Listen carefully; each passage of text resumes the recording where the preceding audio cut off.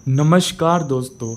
आज हम बात करने वाले हैं कुमार व्रत के बहुत ही महत्वपूर्ण टॉपिक के बारे में, जो कि है स्तन्य दोष। तो चलिए दोस्तों, स्टार्ट करते हैं। यहाँ पर अपन को सबसे पहले क्या पढ़ना है, स्तन्य की उत्पत्ति। तो आचार्य चरक जी क्या मानते हैं, स्तन्य को रस धातु की उपधातु मानते हैं, ठीक है। और रस धातु से ही स्तन्य की उत्पत्ति होती है। तो देखो चरक जी ने क्या लिखा है, आचार्य चरक के अनुसार रस धातु से स्तन्य की उत्पत्ति होती है। स्तन्य को रस धातु की उपधातु माना है, ठीक है। उसके आगे क्या बताते हैं, गर्भिणी द्वारा सेवन अन्नपान के से उत्पन्न रस के 3 भाग होते हैं। तो गर्भिणी ने अन्नपान किया, भोजन लिया, उसके बाद रस बना, ठीक है। रस के बाद में जो है रस के जो 3 भाग हुए, उनने 3 अलग अलग उसका पोषण किया। एक क्या क्या है देखो, स्व शरीर पोषण, मतलब कि गर्भिणी जो है उसके शरीर को लगेगा जो रस है, ठीक है। फर्स्ट पार्ट ये हो गया। सेकंड पार्ट स्तन्य उत्पत्ति, स्तन की उत्पत्ति, ठीक है। जो ब्रेस्ट का डेवलपमेंट होगा वहाँ पर एक वो है, मतलब कि उसमें जो मिल्क फॉर्मेशन है वो वहाँ पर स्टार्ट होगा। और जो गर्भ पोषण, मतलब कि जो बालक उसके अंदर जो गर्भ उत्पत्ति हो रही है उसमें भी एक का रस का भाग जाएगा। तो 3 भाग हो गए यहाँ पर रस के, क्या क्या, स्वशरीर पोषण, स्तन्य उत्पत्ति और गर्भ पोषण। इसके बाद अपन आगे चलते हैं।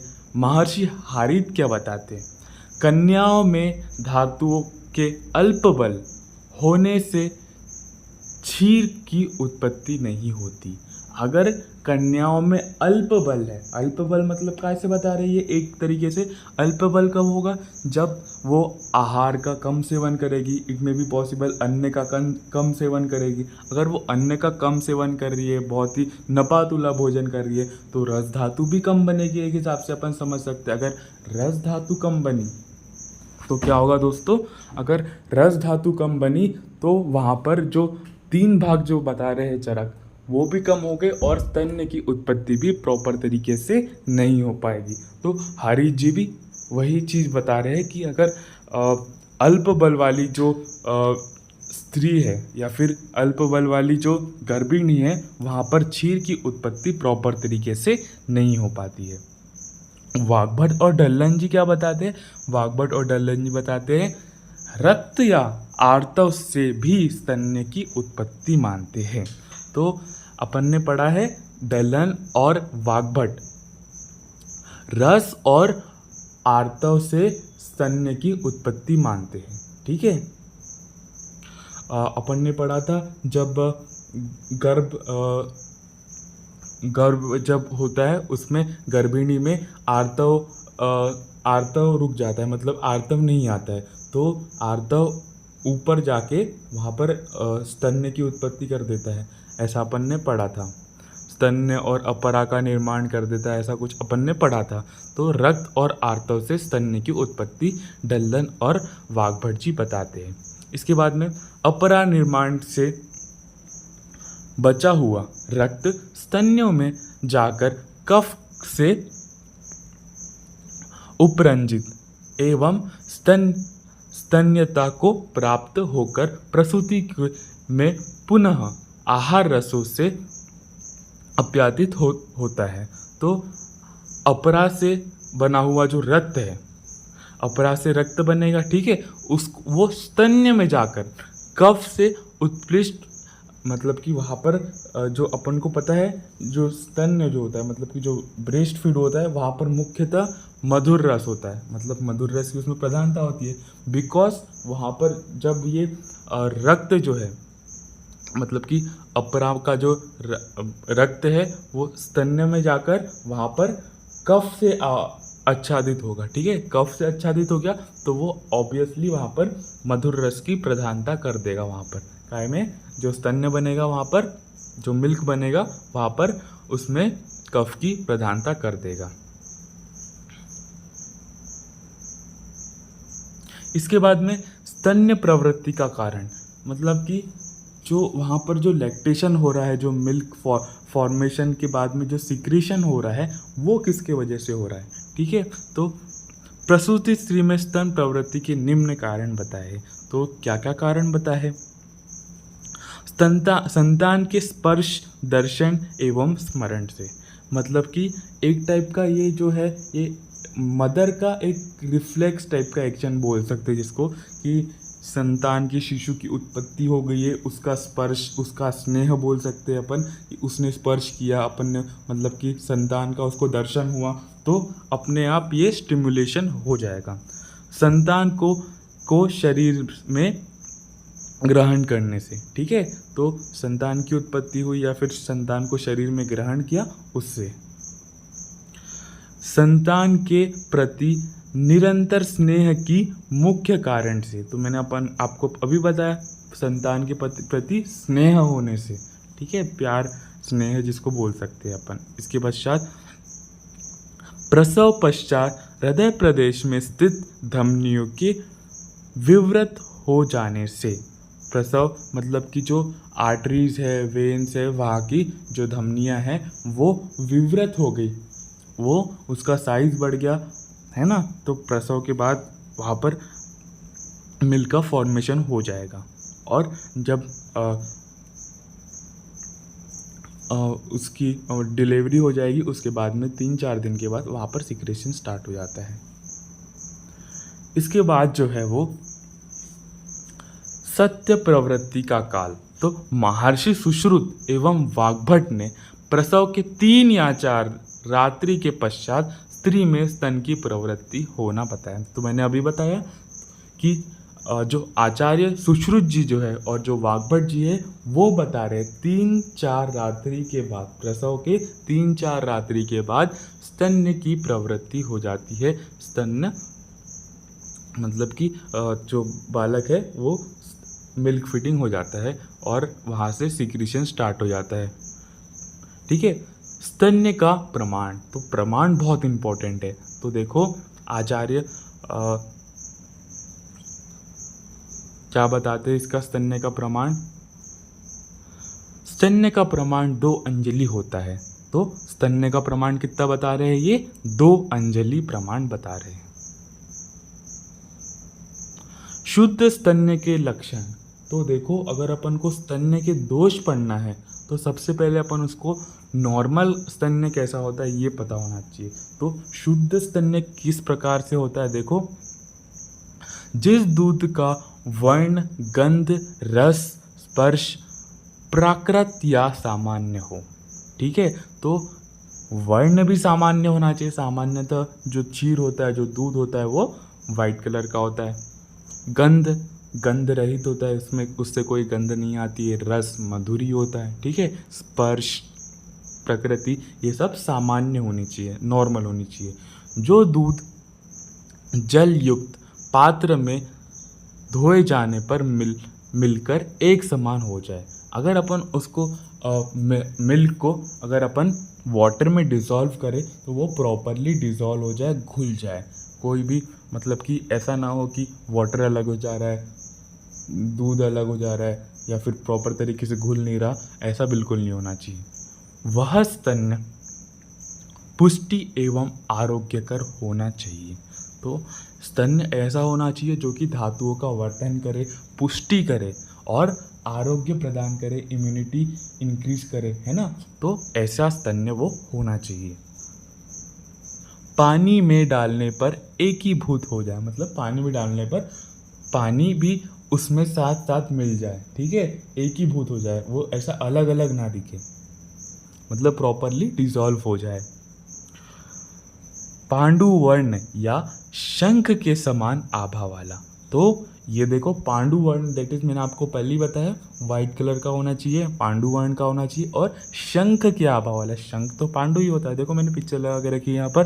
पांडु वर्ण शंख के आभा वाला होना चाहिए, शंख।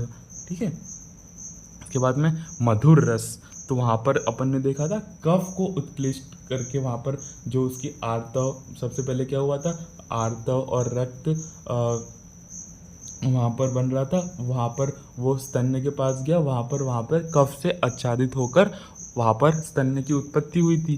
ठीक है, तो वहाँ पर कफ की उत्पत्ति से यहाँ पर मधुर रस की प्राप्ति होगी। विवर्णता रहित, वहाँ पर कोई भी डिस्कलरेशन नहीं होगा, विवर्णता नहीं होगी। इसके बाद में स्वच्छ तनु शंख के आभा वाला, बहुत क्लियर होगा, ये स्वच्छ होगा, तनु होगा, बहुत ज़्यादा भारी नहीं होगा, तनु होगा और शंख के आभा वाला होगा। फेन तथा तंतु रहित, कोई भी इसमें फेन नहीं आएगा, झाग नहीं बनेगा और रेशे दैट इज तंतु नहीं बनेंगे, तंतु नहीं आएंगे इसमें। जल में ना तैरते हुए ना डूबता हो, तो वहाँ पर जल में ऊपर के भाग में भी नहीं तैरेगा, ये मतलब प्रॉपरली पूरा मिक्स हो जाएगा अच्छे से, ऊपर भी नहीं तैरेगा। जिसके बल बालक में आरोग्य, शरीर में उपचय या बल की वृद्धि करे। तो मैंने देखो पिक्चर लगा के रखी है, ये जो बालक है ये स्तन्यपान करता है, तो इसके शरीर में जो है ये आरोग्य है, ये आरोग्य है, इसको कोई डिसीज़ नहीं है और ये इसके शरीर की धातु की वृद्धि हो रही है, बल की वृद्धि हो रही है। ठीक है दोस्तों, इसके बाद अपन आगे चलते हैं। काश्यप संहिता में इसको कैसे लिखते हैं ये देखते हैं। तो काश्यप संहिता के क्षीरोत्पत्ति अध्याय के खंडित होने के कारण क्षीर दुष्टि के संपूर्ण निदान अनुपलब्धित है। तो काश्यप संहिता अपन को पता है खंडित है, तो जो खंडित वाला भाग है अनफॉर्चुनेटली इसी में निदान लिखे थे इसके, तो यहाँ पर वो तो खंडित हो गया, उसके कारण अपन यहाँ पर इसके निदान नहीं पढ़ पाएंगे। लेकिन चरक जी ने यहाँ पर निदान बताए हैं, चरक जी ने जो योनि वाला योनि व्यापद अध्याय वहाँ पर इसका निदानों का वर्णन किया है। शेष उपलब्धित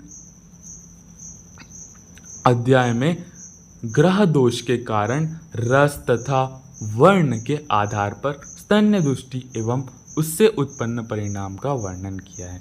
तो जो शोष वाला अध्याय है और ग्रह दोष के कारण वाला जो अध्याय है वहाँ पर इनने रस एवं वर्ण के आधार पर स्तन्य दुष्टि एवं उसके वो बताए हैं।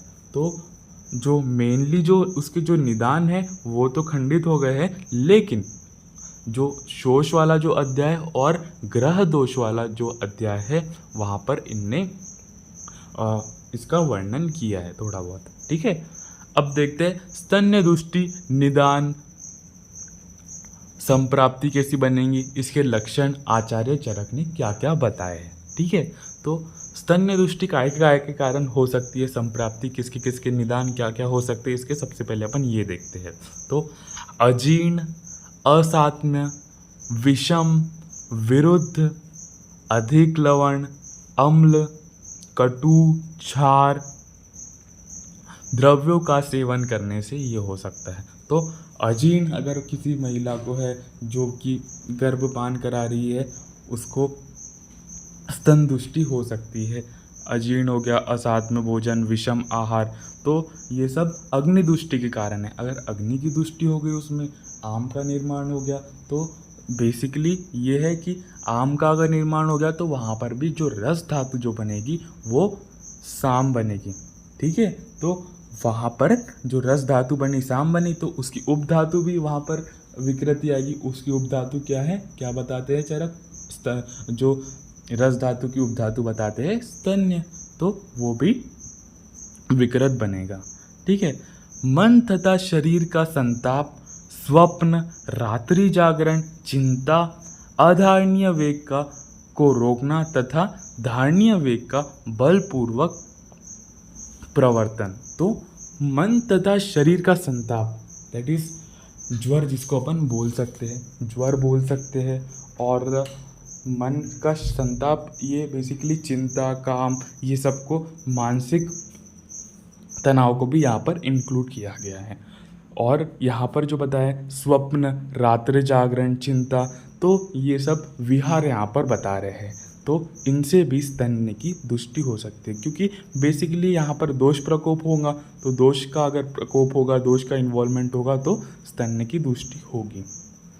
भोजन के उपरांत दिवा स्वप्न, अत्यधिक मदपान, श्रम का त्याग, अभिघात, क्रोध, व्याधिजन्य कृशता। ठीक है, इसके बाद और क्या निदान बताते हैं ये?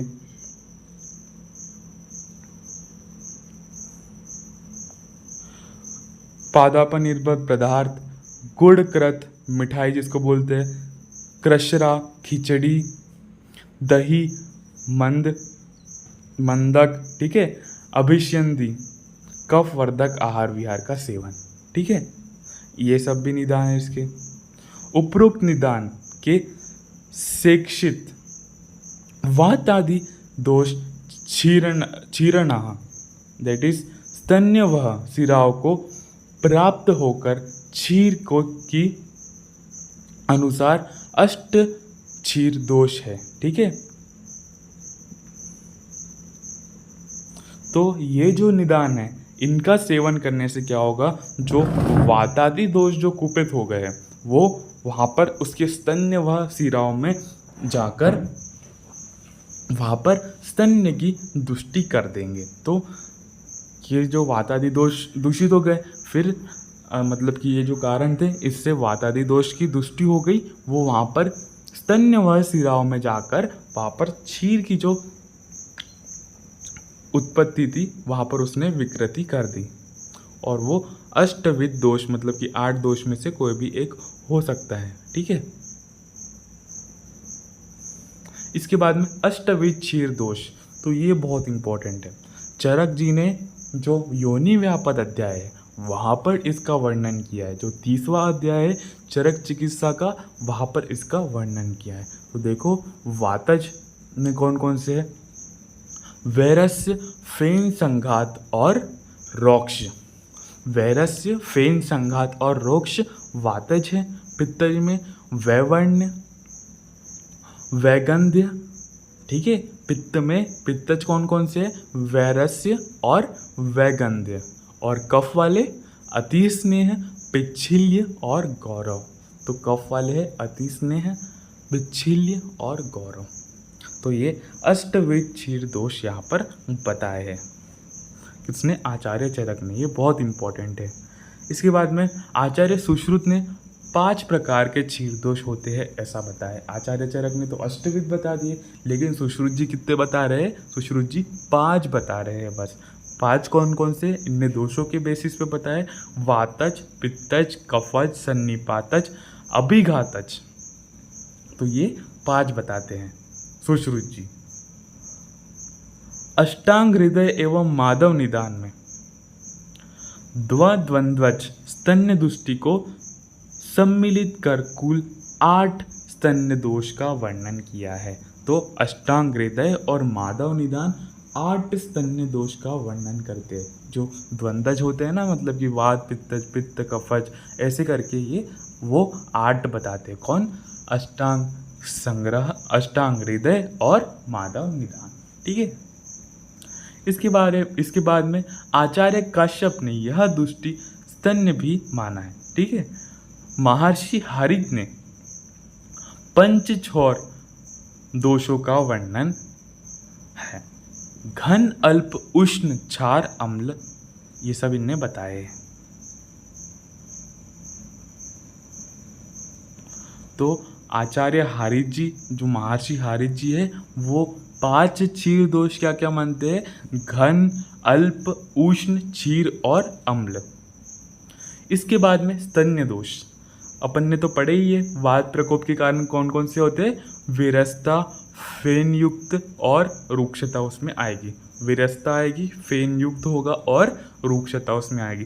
पित्त के प्रकोप से वैवर्ण्य, तो पित्त का तो वो गुण ही है, वहाँ पे उसके बहुत सारे कलर्स अपन को देखने को मिलते हैं, तो वहाँ पर विवर्णता अपन को देखने को मिलेगी। दुर्गंध युक्त, और ठीक है, और कफ में अपन को अति स्निग्धता यहाँ पर देखने को मिलेगी, पिछलता और गुस्सा। अब देखते हैं अपन अष्टक्षीर दोष के सेवन से बालकों में उत्पन्न व्याधियाँ। तो वहाँ पर बालकों में क्या क्या व्याधियाँ उत्पन्न हो रही है, अगर वो वैरस्य वाला वो स्तन्यपान कर रहा है, फेन संघात वाला मतलब कि स्तन्यपान कर रहा है, तो देखते हैं क्या क्या होने वाला है इसमें। तो सबसे पहले वैरस्य, ये वात के कारण होगा बेसिकली। तो बालक में कृष्णता एवं कठिनाई से वृद्धि। तो ये जो वात वाले हैं, तो यहाँ पर को वात वाले सिम्टम्स यहाँ पर देखने को मिलेंगे। तो सबसे पहला वैरस्य है, तो वहाँ पर कृष्णता देखने को मिलती है, दैट इज वो लीन थिन हो जाएगा, ठीक है, और उसके धातुओं का पोषण प्रॉपर तरीके से नहीं होगा, कठिनता से वृद्धि को प्राप्त होगा, बहुत कठिनता से वृद्धि होगी उसमें।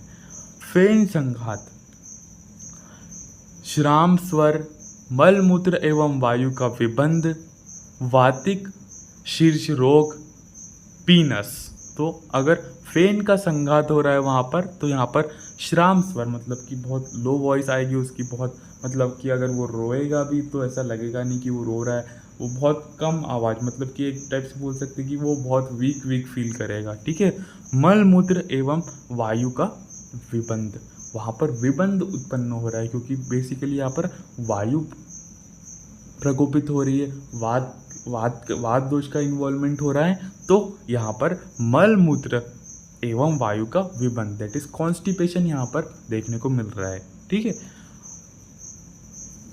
वातिक शीर्ष रोग, तो वातिक शीर्ष रोग भी होगा, और पीनस।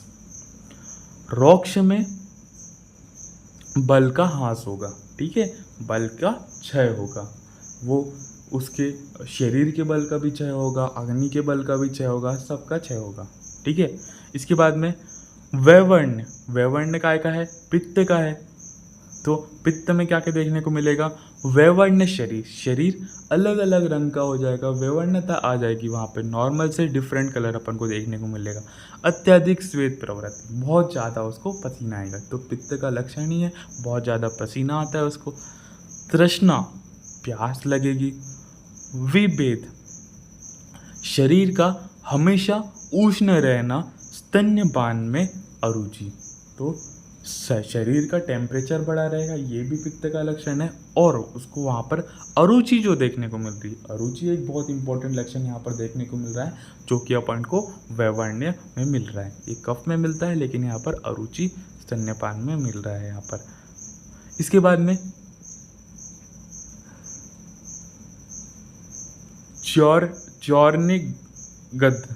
चौर्निगद में क्या बता रहे ये, पांडु और कामला, ठीक है। अति स्नेह में छर्दी, तो यहाँ पर फिर नीचे कफ वाले आ गए बेसिकली। तो कफ वाले में अपन को क्या क्या देखने को मिल रहे हैं, अति स्नेह में छर्दी, कुंथन, तो कफ की वृद्धि से छर्दी हो जाएगी, कुंथन करेगा वो, बिकॉज वहाँ पर अच्छे से उसका पेट साफ नहीं होगा, तो उसको कुंथन करना पड़ेगा। अत्यधिक लालास्त्राव, तो कफ की वृद्धि के कारण लालास्त्राव भी ज़्यादा होता है। स्रोतों में दिग्धता के कारण निंद्रा, देखो क्या क्या लक्षण मिल रहे हैं, निंद्रा, क्लम, श्वास, कास, प्रसेक, तम, ये सब के सब क्या के लक्षण है, कफ के। तो निंद्रा, क्लम, श्वास, कास, प्रसेक और तम। पिच्छिल, अगर पिच्छिल गुण है वहाँ पर, पिच्छिल गुण के कारण क्या क्या देखने को मिल रहा है, अत्यधिक लालास्त्राव, ठीक है, लालास्त्राव तो ज़्यादा होगा ही। मुख एवं अक्षि में शोथ और जड़ता, ठीक है।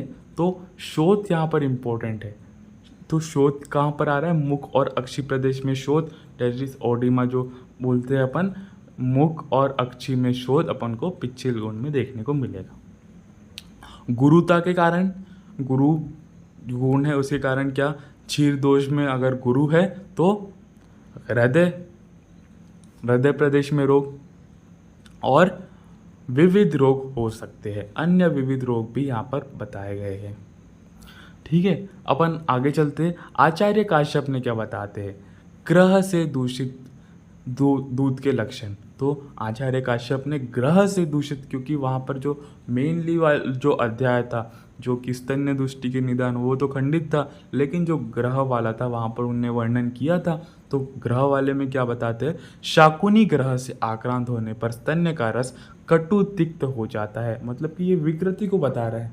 नेचुरल जो इसका जो टेस्ट क्या था, नेचुरल मधुर था, ठीक है। लेकिन अगर ये विकृत हो गया तो यहाँ पर कटु तिक्त रस अपन को देखने को मिलेगा, जो कि शकुनी ग्रह के आक्रांत होने पर काश्यप जी बता रहे हैं।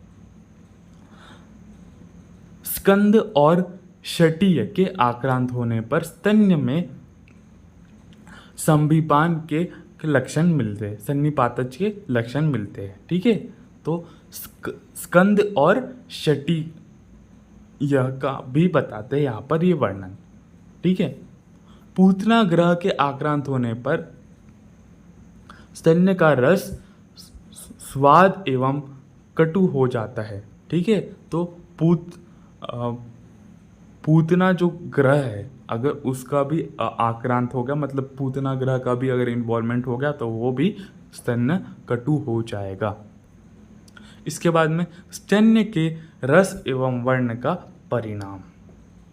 स्वादुरस स्तन्य से बहुवीण मूत्रता बताते हैं। तो अगर स्वादुरस मतलब कि इसका क्या क्या इम्पोर्टेंस है उसमें, स्वादुरस अगर यहाँ पर है, मधुर रस है, तो जो स्तन्य है वहाँ पर बहुवीण मूत्रता वाला होगा। कषाय रस स्तन्य में मूत्रवीड ग्रह। तेल वर्ण वाला अगर स्तन्य है तो वहाँ पर बलवान, मतलब कि वो बल प्रदान करेगा, बलवान होगा। घृत वर्ण का स्तन्य है तो महाघन एवं ऐश्वर्य युक्त होगा। धूम वर्ण का स्तन्य है तो ऐश्वर्य, और शुद्ध स्तन्य है तो सर्वगुण संपन्न। तो शुद्ध स्तन्य सबसे श्रेष्ठ है क्योंकि यहाँ पर सारे ही गुण का इन्वॉल्वमेंट है। सर्वगुण संपन्न शुद्ध स्तन्य है, ठीक है। तो अगर बस स्वादु रस है तो वो मल बहु वीण मूत्र लाएगा। अगर बस कषाय रस है वहाँ पर तो वहाँ पर मूत्रवीट का ग्रह करेगा, ठीक है, संग्रह कर देगा वहाँ पर मूत्रवीट को।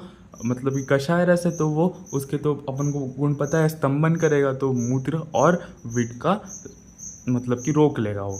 तेल वर्ण का है तो बल प्रदान, तेल का गुणी बल प्रदान करने वाला। घृत का है तो ऐश्वर्य युक्त और महागण, और धूम वर्ण का ऐश्वर्य, ठीक है। आचार्य सुश्रुत जी क्या बताते हैं, वात दृष्टि से स्तन्य जो रहेगा वो रस में कषाय तथा जल में डालने पर प्लवित होता है, तो वो तैरेगा, तो वो ऊपर एक लेयर बनाएगा अगर वो वात दृष्टि का है तो, और एक कषाय रस प्रदान होगा, ठीक है, वात दृष्टि वाला। पित्त दृष्टि वाला रस में अम्ल तथा कटु होगा, और जल में डालने पर पीत वर्ण की रेखाएं बनती है। ऐसा सुश्रुत जी बता रहे हैं कि रस में अगर अम्ल है तो वो रेखाएं छोड़ेगा जल में डालने पर, और श्लेष्म से दैट इज कफ का इन्वॉल्वमेंट है, वो घन पिच्छल एवं जल में डूबने वाला होगा। तो जो कफ है वो भारी रहता है, मतलब कि घन रहता है, पिच्छल रहता है, तो वो जल में नीचे की ओर डूब जाएगा। सन्निपातज और स्तन्य दृष्टि में क्या बताते हैं, ये यहाँ पर सभी दोषों की दृष्टि हुई है तो इसके कारण मिश्रित लक्षण देखने को मिलेंगे। इसके आगे चलते हैं अपन स्तन्य दृष्टि की सामान्य चिकित्सा। तो अपन ने अभी तक के जितनी स्तन्य दृष्टि पढ़ ली, वहाँ पर अपन चिकित्सा कैसी करनी है, चिकित्सा सिद्धांत क्या है इसका, धात्री शोधन। तो स्तन की उत्पत्ति तो धात्री से ही हो रही है, तो एक्चुअली अगर बच्चे में कोई विकार आ रहा है तो वो धात्री के कारण ही आ रहा है, तो उसकी लाइफस्टाइल को अपन को चेंज करना है, उसमें चिकित्सा चलानी है, तो वो क्या करनी है अपन को, चलिए दोस्त देखते हैं। स्नेहन, स्वेदन, वमन, विरेचन, संसर्जन, कर्म, ठीक है, तो ये अपन को पंचकर्म इनमें कराना है। धात्री शोधन, स्तन्य दग्धि हेतु आदय उपक्रम करे, धात्री का स्नेहन स्वेदन कर वमन कराए। तो सबसे पहले क्या करना है, उसका स्नेहन करना है, फिर स्वेदन करना है, उसके बाद में वमन कराना है, क्योंकि बेसिकली दृष्टि कफ रोग की हो सकती है, क्योंकि जो मेनली जो दोष है वहाँ पर वो कफ दोष का इन्वॉल्वमेंट अपन को देखने को मिल सकता है। तो अपन को स्नेहन कराना है, स्वेदन कराना है, उसके पश्चात अपन को वमन कराना है।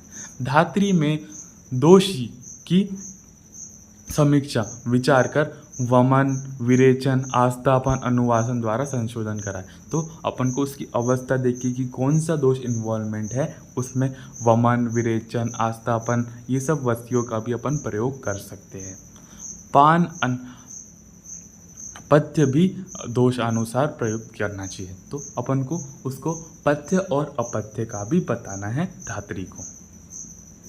इसके बाद में पथ्य आहार क्या है उसके लिए, तो पथ्य आहार देखो, यव, गोधूम, शाली, मुदंग मतलब कि मूंग की दाल, हरेणु, कुलथ, ठीक है, सूरा, सौवीर्य, मैरेय, लहसुन, करल, करंज का सेवन इसको बताया है। ठीक है, इसके बाद में स्तन्य शोधन कषाय बहुत इंपॉर्टेंट है, चरक जी ने अलग बताया है। ठीक है, चरक जी जो दशविध जो बताते हैं वो देखते हैं। सबसे पहले जो औषधि जो बताई है इनने, पाठा, महाऔषध, सूरादार, मूवी, गुड़ुची, वत्सक फल, किरातिक्त, कटुक रोहिणी, सारीवा कषायों का पान इनने बताया है। ठीक है, क्षीर विकार में मात्रा काल का विचार कर तिक्त कषाय, कटु मधुर द्रव्यों का प्रयोग करें। तो मात्रा, काल ये सब का विचार करके अपन को तिक्त कषाय, कटु और मधुर द्रव्यों का अपन को प्रयोग करना है। ठीक है, तो स्तन्य शोधन गण में जितनी भी औषधियाँ होती है बहुत सारी में तिक्त रस प्रधान होता है। तो तिक्त रस स्तन्य शोधन के लिए बहुत इंपॉर्टेंट बताया गया है। स्तन्य शोधन देखो, अभी अपन आचार्य चरक के अनुसार स्तन्य शोधन में 10 अपन औषधियाँ देखेंगे। कौन कौन सी औषधियाँ है? पाठा, महाऔषध किसको बोलते हैं? सोट को, दैट इज शुंठी जिसको अपन बोलते हैं, देवदारू, नागरमोथा, मूरवा, गुड़ुची, इंद्रयव, चिरायता, कटुकी और सारीवा 10 द्रव्यों का उल्लेख है। ठीक है,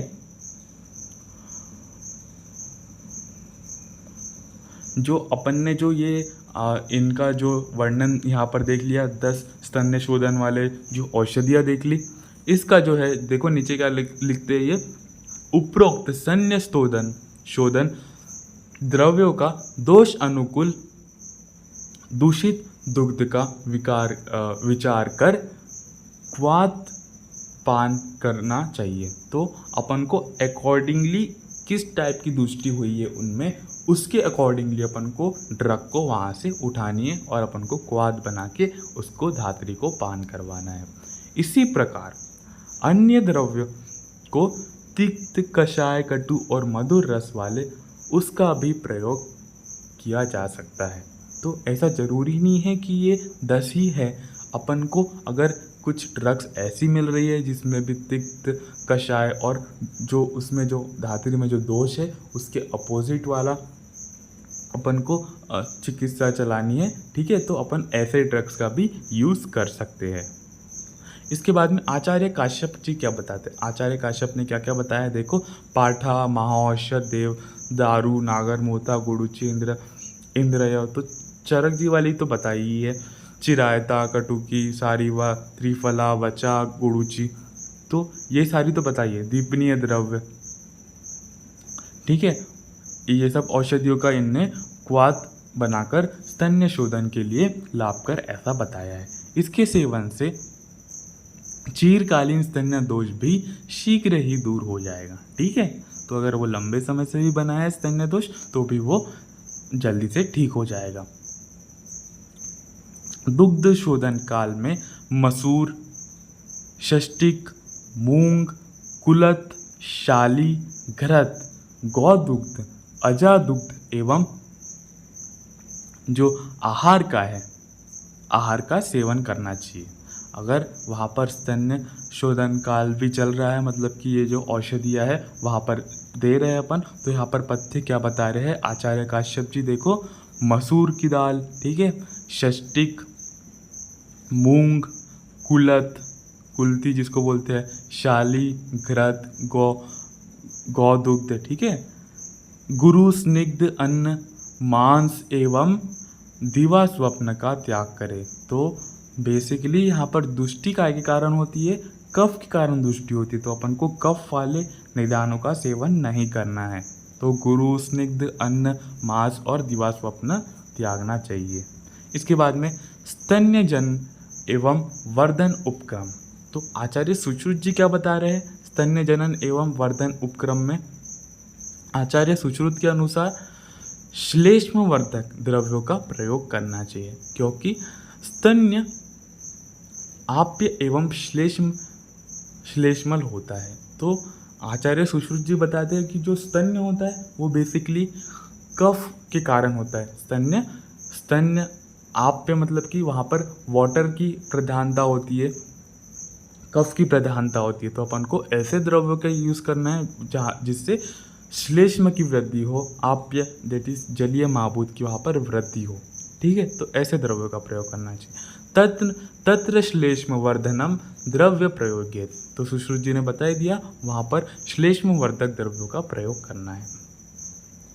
काकोल्यादि गण को स्तन्य जनन एवं विदारी कंद को स्तन्य वृद्धि कर माना है। तो आचार्य सुश्रुत जी काकोल्य आदि गण का वर्णन कहाँ करते हैं? स्तन्य जनन में करते हैं।